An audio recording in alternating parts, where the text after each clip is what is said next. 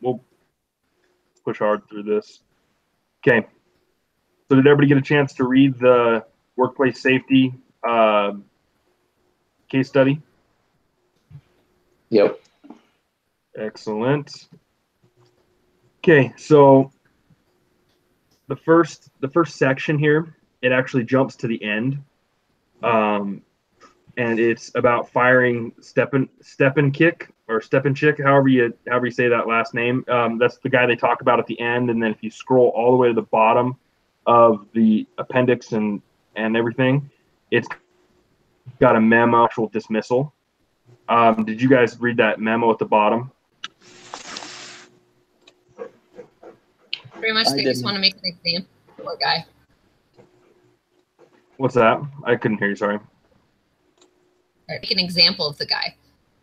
Yeah, exactly. So it kind of lays out, it talks about, and it does give a little bit more insight into the fact that he has, it says that he's a good supervisor, his crew's one of the best, but it's his third incident like this in the last year, and that he shouldn't have sent the employee in there without taking some precautions. So what did Ned Stepanchik actually do, and how serious was the offense? What do you guys think? Was that like on a scale of 1 to 10, was that like end of the world, or was it something that it's not really his fault as a boss for doing? It sounded like he was cutting the safety precautions. Like he shouldn't have done it, and it was stupid. He was just trying to rush, but not something you should be fired for. There should be like level of, okay, yes, you're making mistakes, but it's not jump right to, okay, you made mistakes, we're firing you. Yeah. Like dock the pay or motion that you're fired just because you're not following procedure all the time. Yeah. Yeah, I mean, I get both ends of it. It'd be hard. It'd be a hard sell to fire the guy over it, but at the same time, like, you keep making the same mistakes. I mean, thing is, if you're used to not having these things, all of a sudden they have all these policies and procedures. It's going to take a while to get used to it, and they're going to pretty much lose all of that department if everyone's so loyal to this guy. He's a great boss. Everybody respects him. Suddenly you're making an example of him. The whole department's going to be against that. True. I think the hard part there is that respect goes both ways. Yeah. If they look up to this guy, because what happens is it talks a little bit in that case study about the lax nature some of the veterans have against the policies, how they kind of, oh, that doesn't matter, or that's not an important thing, or so it's almost like I think we need more backstory on this, because it says that there's been 3 incidents, but this is the 3rd incident. If he's been reprimanded on the first 2 and he understood that that was wrong, if there was a formal write-up process and all that, then I think that they probably would be justified in letting him go. But where it doesn't outline if he was, formally reprimanded, or if it's just that they noticed, okay, these 3 times it's happened, it's kind of his fault. That's kind of that hard line to draw. So I don't know. Have you guys ever had a boss that was like that, that asked you to do something and you knew that you couldn't really say anything? Like, you don't really want to do that, or like, hey, I fly up the pole or whatever, and you don't really know how to tell them that's not safe. From Jacob. Maybe it goes to your junk. Hey, sorry guys, I got Claudia on the phone. She's saying she didn't get a link. She just sent out an email saying, "Are we meeting tonight? Did I miss something?" Yeah, it's showing at 8:59 it went to your email address, Claudia. So I'm sending another one to her. Okay, so he's trying to send you another one right now. Are you just responding to her email that she just sent, Jake? Yep. Okay. Okay. See if that works. No problem. I mean, you're welcome to talk on my phone, but it's about to die. So, are you able to get in or no? Okay. Yeah. Okay. Okay, cool. All right, bye. All right, she's coming in right now. I guess she didn't get a link, so. Okay. So sorry about that. You're good, man.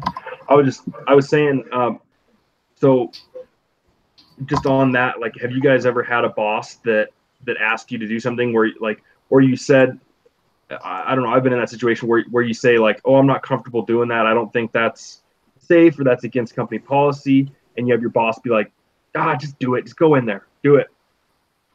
Yeah.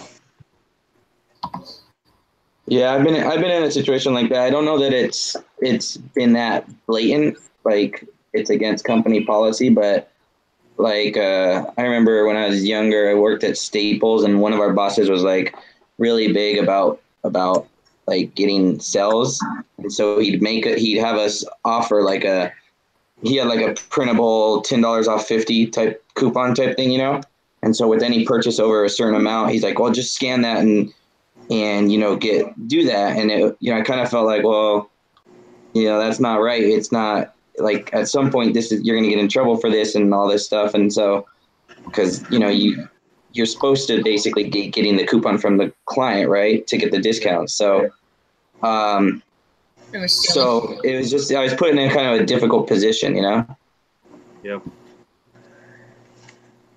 And while it wasn't illegal, I mean, it was just, like against policy. And eventually we got, when one of those, like, our sales were so good for 1 month, we had like someone from high up come out and they asked us, they said, how are you doing it? And all of us kind of said the same thing. Well, we've been, whenever we get a sell over this amount, like we weren't hiding it or anything. And then he got in big trouble for it. Yeah. So for me, like 6 years ago, it's been 5 or 6 years now, I think. They were repackaging some nuclear material out here. So like back in the 50s, they would just stick like nuclear material inside of like, I don't know, like sardine cans pretty much, and like wrap it in duct tape and just shove it in there. So now 6 years ago, they were repackaging all this stuff. And anyways, they got to a can that wasn't normal, I guess. So they called up their supervisor, and it went up the chain, and their supervisor was like, yeah, just open it anyways, we don't care. And they opened it up, and it ended up contaminating the entire area, and it contaminated like 6 people, and like a bunch of the managers end up getting fired over it. Jeez. Wow. Yeah, you're dealing with a little more life, death, and long-term damage scenarios there. So there was like eight or 9 people that got, I don't know, we call it crapped up. They got crapped up. Contaminated is what it is, and they had to go through like a whole bunch of other stuff, to see how much contamination they actually inhaled or whatever. Yeah. And it was a bad deal for those employees, but in the end, there was a couple of managers that got fired over it because it was different. It wasn't what was in their procedure. And it was a huge mistake. Heck yeah. So with that in mind, I mean, I appreciate you giving that example because that's perfect for our scenario right now, because these guys, he's working, it said they were electricians, and he sent this electrician in, and the electrician got injured.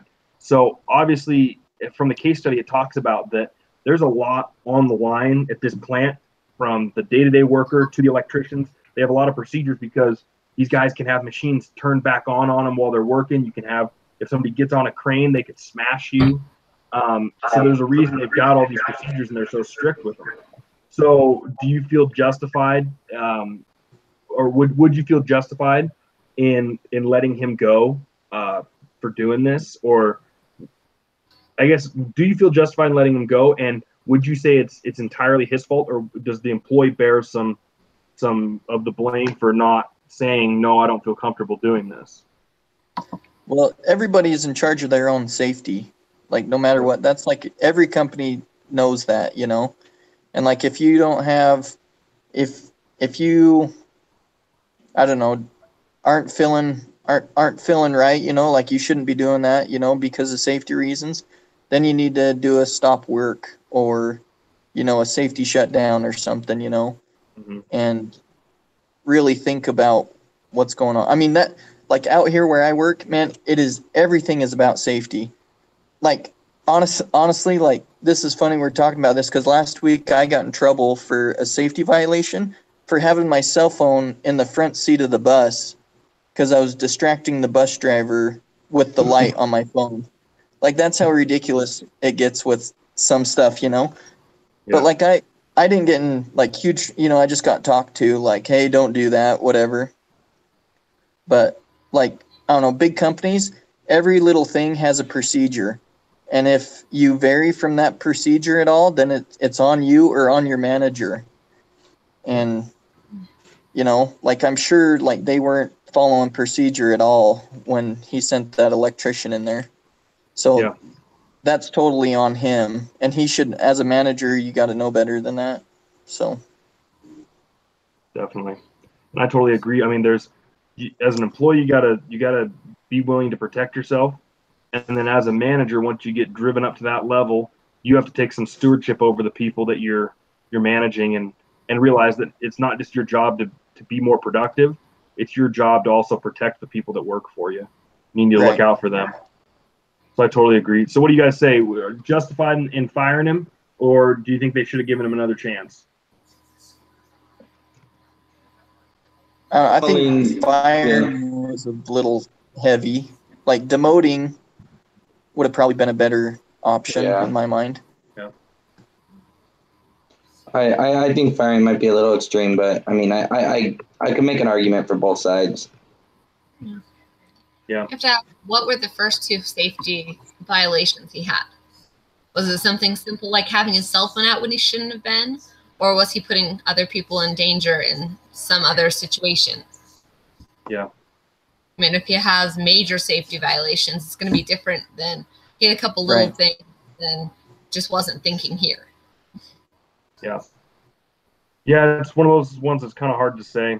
At some point, though, you do have to lay down the law. I mean, whether it's little or not. I mean, if you keep breaking the rules, it's starting to form a pattern. And you know, with something as safety, maybe something as little as, you know, playing with his cell phone, but it's a rule. I mean, you know, there's obviously a reason for that rule, and you know, until if we were the ones that, you know, who made the rules and we know the whys and the hows, and we have very little information, but at some point you do have to say enough's enough. I mean, 3 times. I mean, that's a lot of times. Granted, it could be small little things that, you know, aren't even super duper important, but 3 times is 3 times. So I don't know. I wouldn't have fired him, but I like I said, I could make an argument on either side.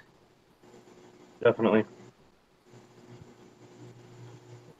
Well, I think that we got that covered. I mean, I think that it's awesome that we've got some real world experience here, especially with a big. I mean, I don't know if you guys are familiar with INL, but it's like a huge deal. I mean, it's awesome the things they're doing. So to be able to talk about their safety procedures is pretty cool, and it kind of gives us an insight into, you know, sometimes from the outside looking in. Like, I work for dealerships, so we've got some safety procedures and everything. You know, I've always worked on the shop side. Even when I worked on the sales floor, we had safety procedures so that you wouldn't tip bikes over things like that. But when you're dealing with, you know, thousands of people and thousands and hundreds of thousands of man hours, and it becomes a pretty big deal, I think. This next one's going to take a little brain power, and we'll work through it just as well as we can. It wants us to split into 3 groups here, but I think we'll just touch on it here and discuss these. So it wants us to compare exhibits 3 and 7 to talk about, when safety improves, does productivity decrease? Because that's a big part of this case study. A big point that it wants us to discuss tonight is, does improving safety decrease productivity? So let's hop into the work study here and go to exhibit 3.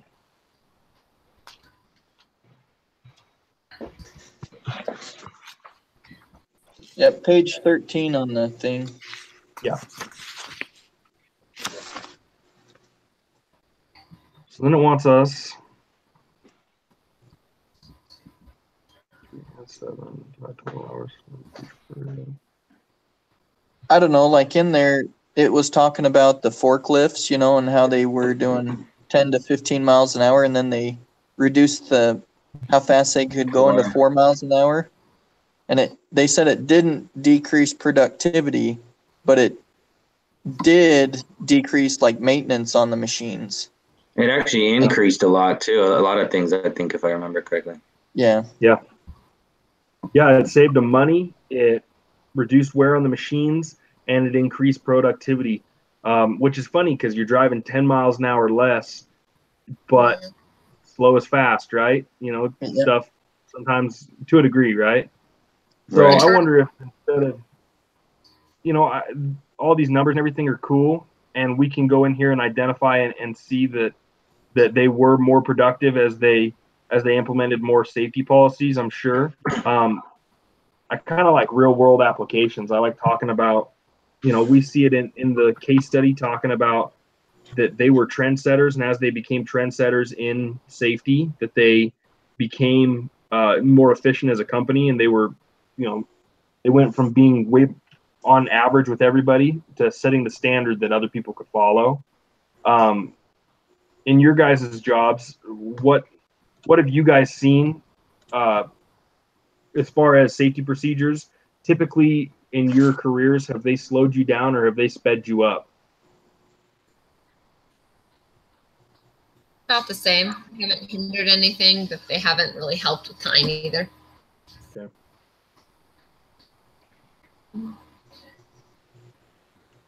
I don't know. I've seen a lot of stupid stuff because of safety, you know.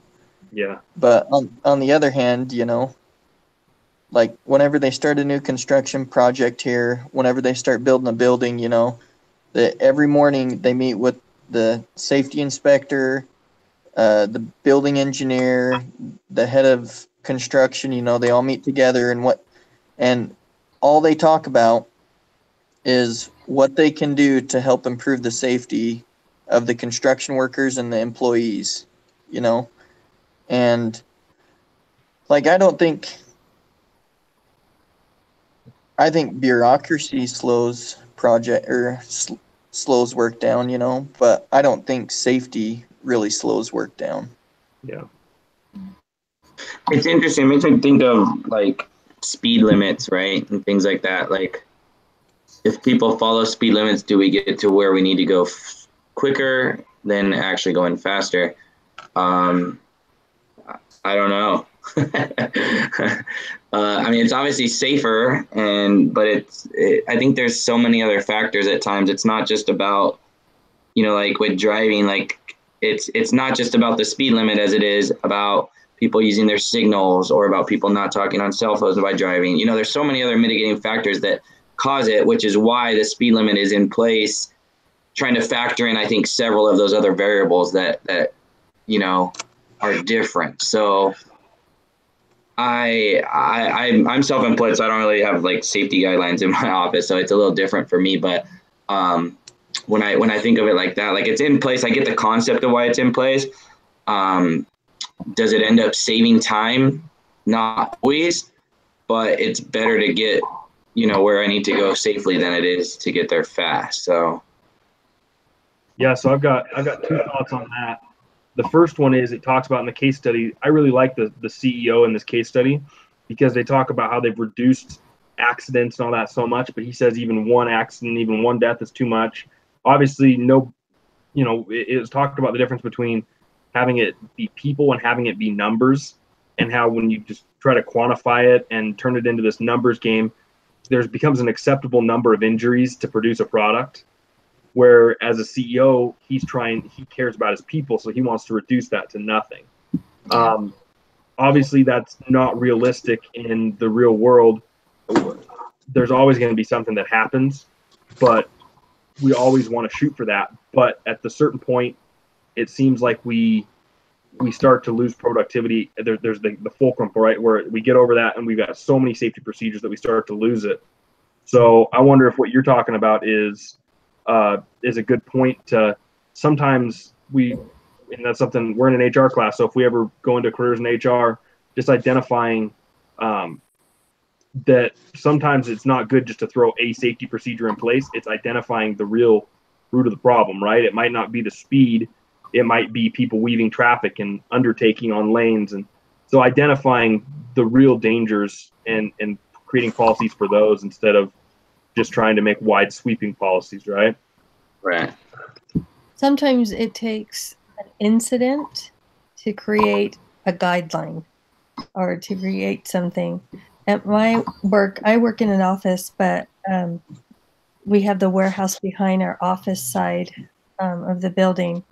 And our company has taken, we have a safety committee, a representative from each of the different departments involved with them. We have to do certifications. We, even with safety, we have CPR classes, we have the fibrillator classes, we have, and the safety committee, I was part of the safety committee last year, and we had to go to different areas. In one part of the building, they have chemicals, and other parts is just the forklifts, the traffic, like a four-way intersection between all these offices where the forklift would go. And so we had to analyze, and we spent hours and hours just there analyzing who uses this pathway and why would a forklift be coming here and, exiting. And so sometimes, and the reason we did that was because some girl almost got hit by the forklift. So we had to analyze, make sure, and then guidelines were set accordingly. So now we have signs, we have mirrors, we have everything possible. So that will not happen again. That's awesome. Yeah, and it's kind of like what happened in the case study there with the fella getting run over by the forklift. And same thing. They a company with all these safety procedures, and they still had an unmarked area, and still had noise going on, so he couldn't hear it, and still put him into an unsafe situation without knowing it.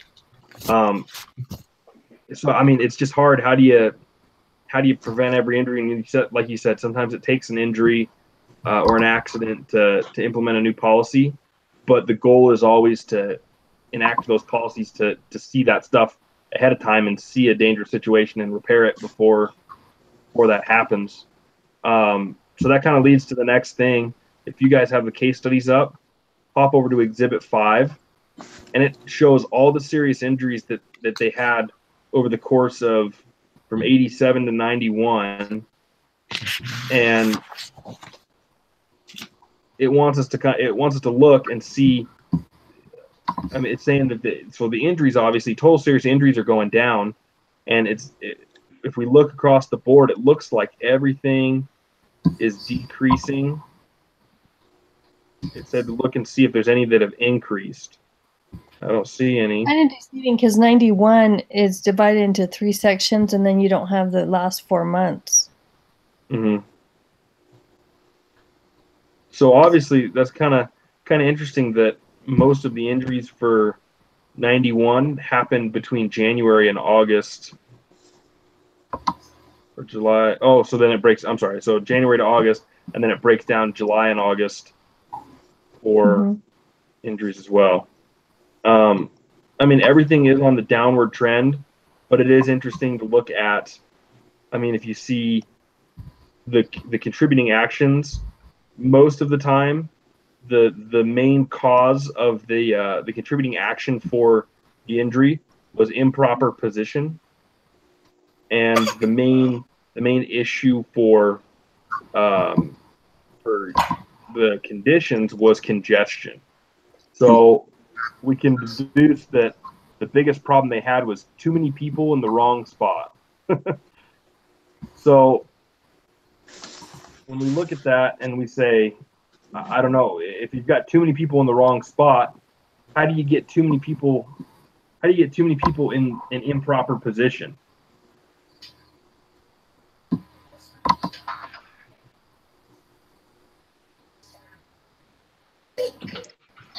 Sometimes Or could congestion mean like getting into a small space, Yeah. not by having a lot of people in one space?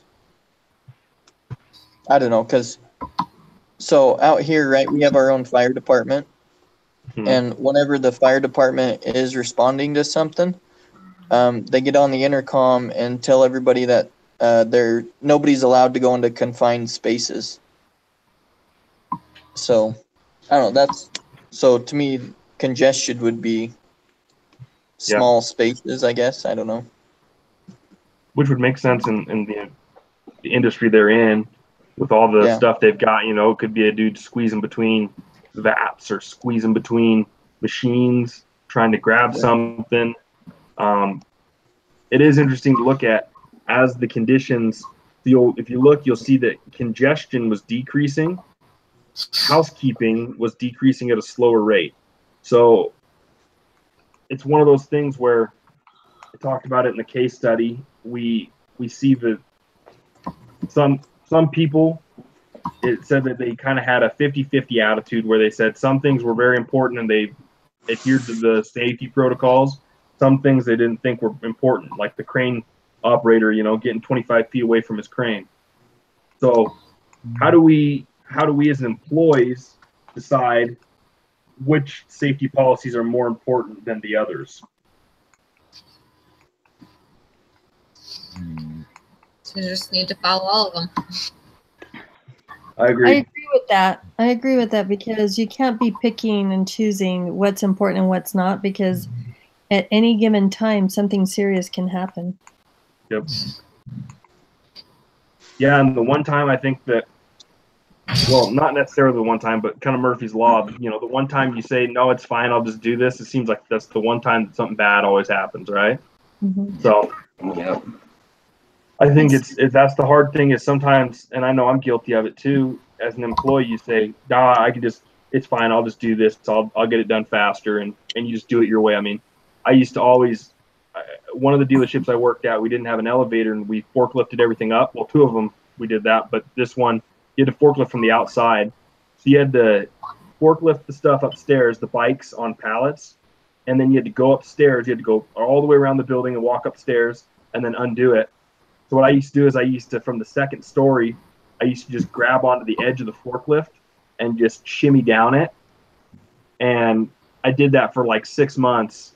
And then one day I slipped, I lost my footing, and I barely hung on. I was right at the top. I almost fell 2 stories down.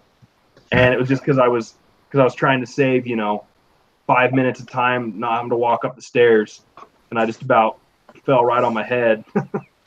So it's just we're employees, we can't decide what's important and what's not, I think. Yeah.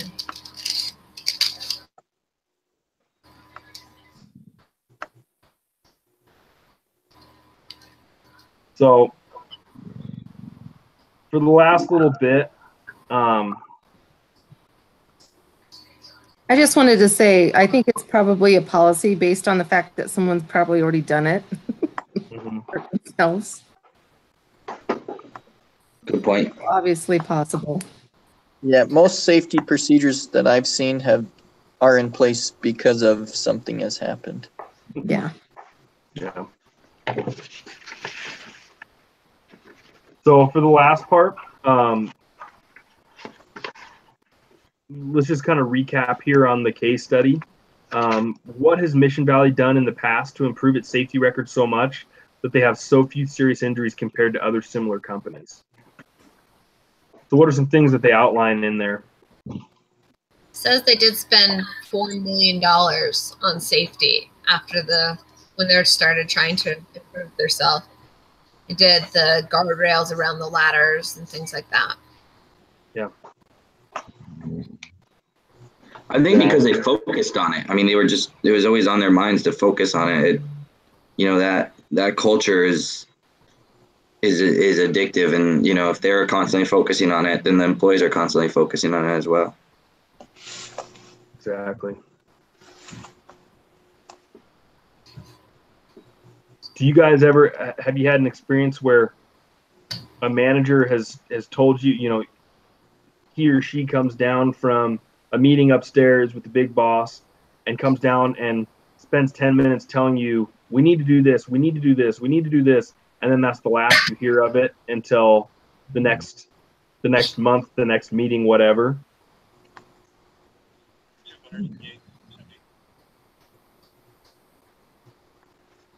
Happens all the time. Yeah.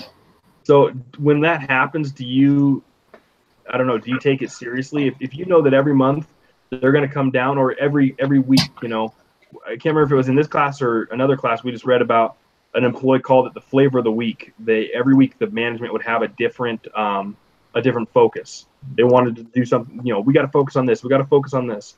And so none of the employees took any of it seriously. They just kind of, the management would tell them to do something, they just kind of brushed it off because they knew that next week would want them to do something else, so they wouldn't even hold them accountable on it.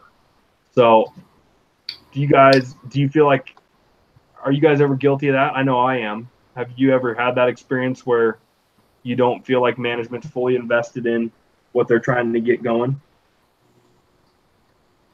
I've had the opposite experience, because now we're so focused on it. Yeah. We have SOPs, we have training, we have all sorts of things, and safety is at the forefront of everybody's mind.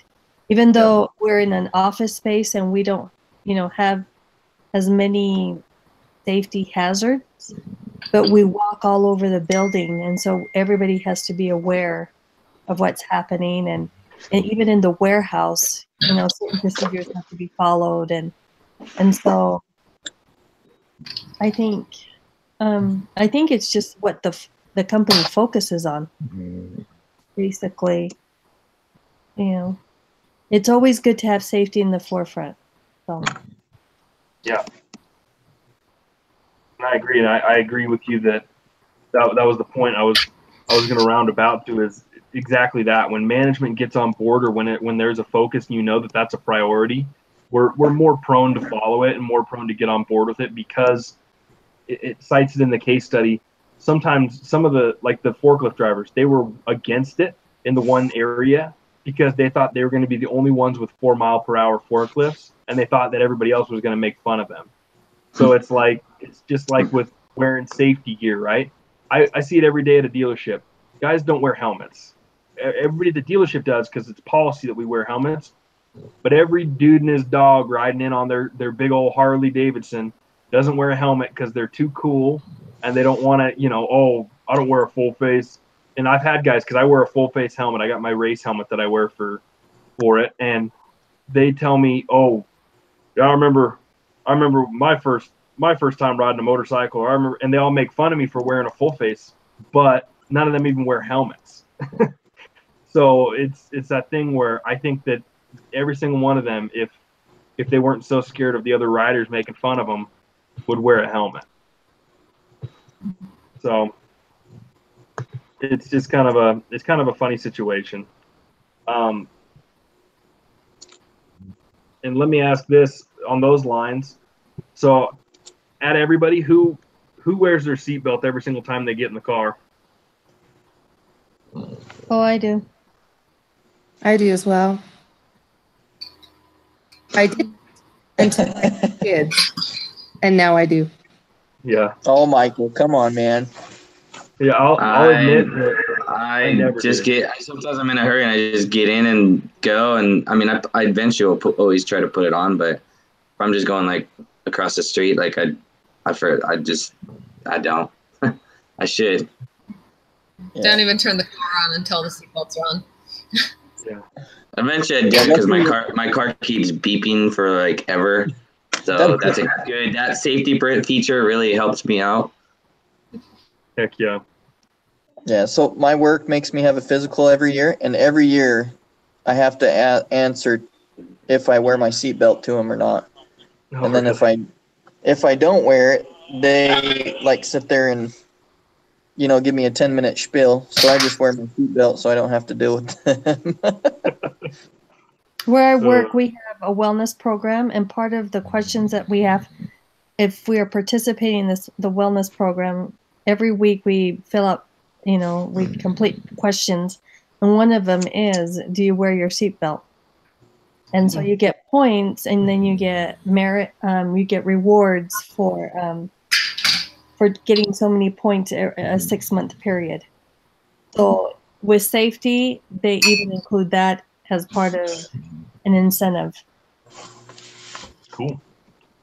Yeah, I've known. Well, that's good. several Yeah, when you companies that- incentivize it. Yeah, like I've known several companies. Like I think Cargill does like that health thing too. Like they give you points and stuff, incentives. If you wear your seatbelt, if you drive the speed limit, if you work out or do stretches at home for 10 minutes a day. And so. Yeah, I think it's funny that we get to see. That's what I kind of like having a big group like this, because we saw, so 2 out of the 6 of us don't wear our seatbelts, me and Michael. 4 of us do. 1 of us said that they wear it. Marcus said he wears it because he's avoiding a negative repercussion. He doesn't want to be lectured. Claudia is doing it because she wants a positive repercussion, which is the points and the incentives. So it is interesting to see all of our, and Michael, he doesn't wear it because he's in a hurry. I don't wear it because I don't care. And so we've got this whole mix, right? And we all have our repercussions for it, right? If Michael doesn't wear it, he gets lectured. I actually wrecked my truck once when I lived over there in East Idaho. I flipped my truck off the freeway out there by Valleywide in the winter, and I wasn't wearing my seatbelt. And so I went into the windshield, and my cab actually crushed down on me, and I was flipped up and I was stuck on the roof. And it was because I wasn't wearing my seatbelt, so it just hucked me. And so I had a negative repercussion because I didn't follow a safety procedure. I still don't, but that's not really a lesson for it's more just me being stupid. But so just a couple other ones I'm going to list off real quick, because we're going to wrap the meeting up pretty quick here. You guys avoid texting and driving. Do you guys always, no matter what, not text and drive? Do you guys cross at crosswalks? Do you use a ladder instead of a chair? Do you drive the speed limit? Michael kind of talked about that one. I mean, we don't think about these things that are deadly things that we do every single day, and they're safety procedures laid out by the state or by insurance agencies or just common sense in general that we either listen to or we don't listen to. So how do we make that determination? I don't know. How do you guys make your choices? Because I know that I don't follow every single rule on there, but like just for an example for me, I don't wear my seatbelt ever, like never. But I also never text and drive ever. I don't pull my phone out. It doesn't matter if I'm on a 3-hour car drive and my phone dings, I'll hand it to my wife or whatever, but I won't touch my phone. So it's funny that I've got disregard for my own safety with the safety belt, but then I also refuse to text and drive. So what makes us make those decisions? So I think we all pick our own poison, Yep. You're valuing the safety of others more. If you don't have a seatbelt, it's only going to harm you if you're in an accident. But if you're texting and driving, you might harm other people if you crash into them. Definitely. I was in a rollover accident where my car rolled over 5 times, and I was pregnant, 26 weeks pregnant. And after that, I vowed that I would always wear my seatbelt. And I was wearing my seatbelt. And luckily that day, it was in January, and I had a really, really thick sweater, and it was right underneath my belly. So it didn't affect the baby, but I was kept overnight at the hospital for observation. But that scared me so bad that it's not just the fact that my employer has a reward system, as part of the wellness program, but also from that experience, I vowed that I would always, always, always wear my seatbelt wherever I go. And so just from, just a traumatic experience like that. I think we all evaluate it in our own minds, like what we can, get away with or what, and everybody's different, and everybody's going to like choose which rule or whatever you may call it, everybody's going to choose what they want to follow.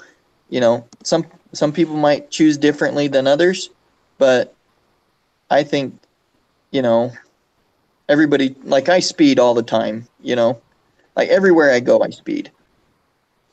And like, that's my poison, I guess, you know, and like I evaluate, well, like, I don't know, it's this much percentage, you know, is going to get me killed someday, you know, or whatever. So I think we all evaluate it differently. Yeah. I think our experiences make us do that. You know, Yeah, that's true too. If we haven't been caught speeding, or if we haven't had an accident not wearing our seatbelt, or, you know, we justify our answers. And, but once you do get in a situation where it can threaten your life or affect others, or then, you know, your priorities change. Unfortunately, we oftentimes need to go through something like that to make the change, and it shouldn't be that way. I mean, if I was texting and driving and happened to hit someone, I mean, you know, how would you ever feel about that? And you know what I mean? Like, I don't want to have to feel that pain. I don't want to have to know, you know. And so, granted, it can happen in a lot of different situations, but it is the odds obviously increase if you're not looking at the road, you know. And I mean, that's why a lot of these laws are implemented, is to avoid those situations. We just need to remember that. I mean, it's kind of like the gospel, really. Like, you know, we're taught certain things, and yet we can either choose to obey it or not. I mean, and not that not doing it, not reading the scriptures every day is going to make us fall into Satan's temptations. But if we don't read it, we have more likelihood of falling into Satan's temptation. So why don't we read them every day? You know what I mean? Why don't we find the time to do that? So it's guidelines, and it's, I mean, obviously laws, but it's guidelines that we need to live by. And, you know, we just have to remember that, and hopefully not have to experience the pain of not doing it, whether it's a ticket, whether it's your insurance rates going up, whether it's an accident, whether it's someone passing away or dying because of something like that. You know, if we can just simply avoid that pain that, you know, that we would eventually feel, and maybe just adjust our lives accordingly. You know, maybe we take an extra 5 minutes to get to the place we need to go, as opposed to driving fast. I mean, I'm not saying I'm perfect at any of this stuff by all means, but I'm just simply saying, you know, it's a lifestyle. It's a lifestyle change. It really changes. That's ultimately what it boils down to. Definitely. And I appreciate you tying the gospel aspect into that. And that's what I love about BYU Idaho, is that everything we're learning here, whether it be for business, whether it be for science, it all ties back to a gospel principle. And we can relate that to our own lives in that aspect. So just in wrap up, yeah, I think that the biggest thing from this lesson, the big takeaway, is that we need to take stewardship over our own safety, but we also need to look out for others. We need to be not afraid to say something. And this class is preparing us for furthering our professional careers, but it's also preparing us, like you're saying, it's raising awareness for us for gospel principles and personal things. So it's helping us identify things in our lives that can make us stronger, because when we're stronger, then we become stronger employees, we become stronger husbands, wives, sisters, mothers, brothers. So I encourage everybody, you know, this case today was great. We had a great discussion this week, but I mean, to really take this to heart, because it sounds like everybody definitely has personal experience with this. So take all this and try to apply it to the professional industries that we're in. But other than that, I don't know. Does anybody else have any feedback to give, or anything else they wanted to talk about on this?